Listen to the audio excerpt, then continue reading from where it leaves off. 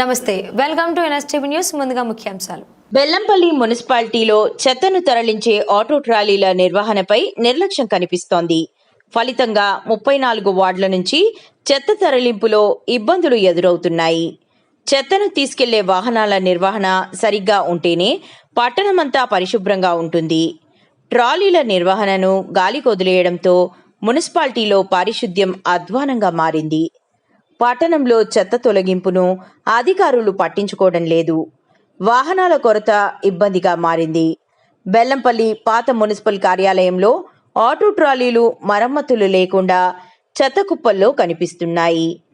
23 చెత్త వాహనాలను కొనుగోలు చేసింది.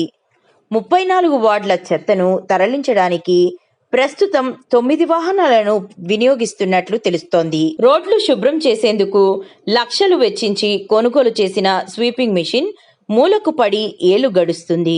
అయినప్పటికీ అధికారులు ఆ మిషన్కు మరమ్మతులు చేయించి వినియోగంలోకి తీసుకువచ్చే ప్రయత్నం చేయలేదు. దీంతో రోడ్లు పూర్తిగా దుమ్ము ధూళి మయమై ప్రజలు, దుకాణదారులు ఇబ్బందులు పడుతున్నారు. వాహనాలకు మరమ్మతులు చేయించి వెంటనే వినియోగంలోకి తీసుకురావాలని పట్టణ ప్రజలు కోరుతున్నారు. బెల్లంపల్లి పట్టణంలోని బెల్లంపల్లి మున్సిపాలిటీలో మనకు 34 వార్డులు ఉండగా ఆ 34 వార్డులకు గాను 22 ట్రాలీలు అనేది మనకు శాంక్షన్ అవ్వడం జరిగింది. ఈ 22 ట్రాలీల్లో 9 ట్రాలీలే నడవడం అనేది చాలా వింతగా విచిత్రంగా ఉంది. మరి 34 వార్డులలో 9 ట్రాలీలు పంపిస్తే ఈ పబ్లిక్ ఏ విధంగా సరిపోతాయని చెప్పేసి మేము ప్రశ్నిస్తూ ఉన్నాం. అదేవిధంగా చూసినట్టయితే ఈ ట్రాలీలు లైన్లలోకి పోక చెత్తను ఎక్కడ పడితే అక్కడే ప్రజలు పాడేస్తూ ఉన్నారు. దానివల్ల ప్రజలు అనారోగ్యాలకు గురయ్యే పరిస్థితి ఏర్పడుతూ ఉంది. అదేవిధంగా చూసినట్టయితే మరి ఈ యొక్క 34 వార్డులలో వార్డు కౌన్సిలర్ లేక మరి సిబ్బంది అనేది రాక ప్రజలు కూడా నానా ఇబ్బంది పడుతూ ఉన్నారు. అటు మోరీలు తీయక ఏదైనా ఎమర్జెన్సీ ఉంటే మాత్రం వారిని పంపించకపోవడం అనేది ఈ మున్సిపల్ అధికారుల నిర్లక్ష్యమే అని చెప్పేసి ఇక్కడ కంట్లో కట్టినట్టుగా కనబడతా ఉంది.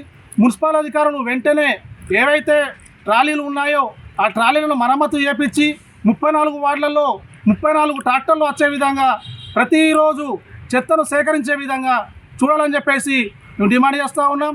కొన్ని కోట్ల రూపాయలతోటి ఇక్కడ ట్రాలీలు తీసుకొస్తే ఇవి నడిపించకపోవడం అనేది చాలా వింతగా విచిత్రంగా ఉంది.